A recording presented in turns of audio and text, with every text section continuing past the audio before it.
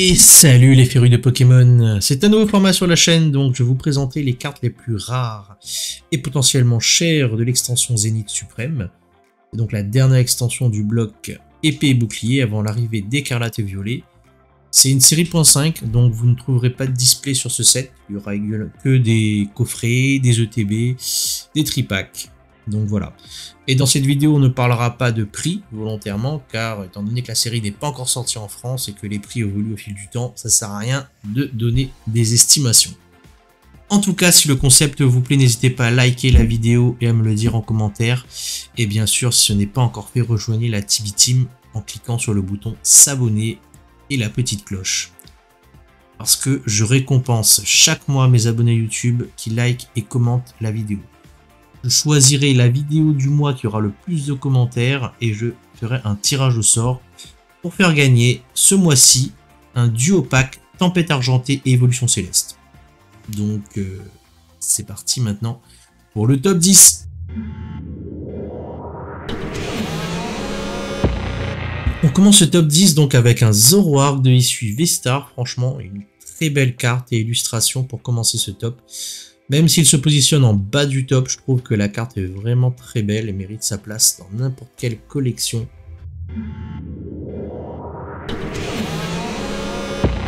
Bon, j'avoue, j'ai un peu triché.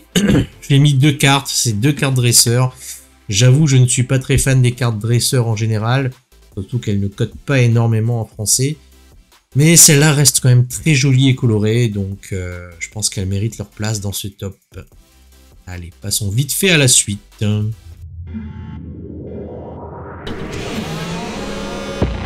Et oui, c'est donc le fameux Pikachu qu'on pouvait trouver dans des God Packs en japonais et présent dans cette extension Zénith Suprême. Et pour l'avoir, il n'y aura pas besoin d'avoir un God Pack. Ouf! De toute façon, ça n'existe pas en français. Donc ça reste une superbe illustration de Pikachu accompagnée des Pokémon emblématiques d'épée et bouclier. Donc on peut voir hein, le Zacian, le Chifours de style de combat, le Silveroy de Reine de Glace. Enfin bref, une très belle carte, même si elle aurait juste mérité un petit quelque chose, ou enlever un petit quelque chose, c'est-à-dire ce foutu Bourgeonne. Franchement, vous en pensez quoi de cette carte magnifique avec un Bourgeonne?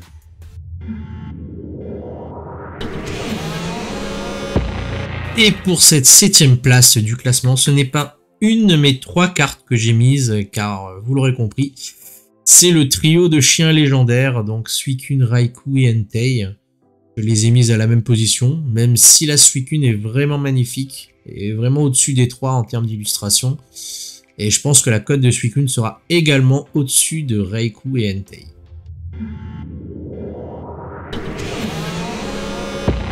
Et pour ce top 6, j'ai encore triché en mettant 2 cartes donc du même gabarit. Il s'agit de Givrali V-Star et Filali V-Star, donc les deux seules évolutions de l'extension qui attirent toujours les fans hein, d'Evoli. Donc elles méritent leur place hein, grâce à leur illustration vraiment très belle et très travaillée, je trouve. Donc voilà. Et en main, elles sont magnifiques. Allez, passons maintenant à la deuxième moitié de ce top.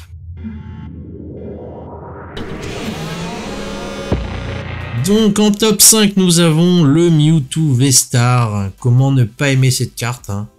Mewtwo avec une illustration de dingue qui vient faire référence à la carte promo Dracofeu de l'Ultra Premium Collection de Dracofeu. D'ailleurs, on voit même le Dracofeu sur la carte. Ouh, j'ai dit beaucoup de fois Dracofeu là. Rien à dire sur cette carte, c'est une masterclass. Je pense que ça va être l'une des cartes les plus prisées du set.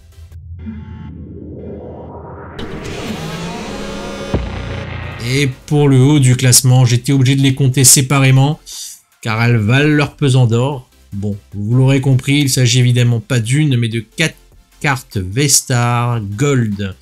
Donc nous avions Palkia originel V-Star Gold, le Dialga, le Arceus et le Giratina V-Star Gold. Palkia et Dialga sont à peu près au même niveau, je dirais.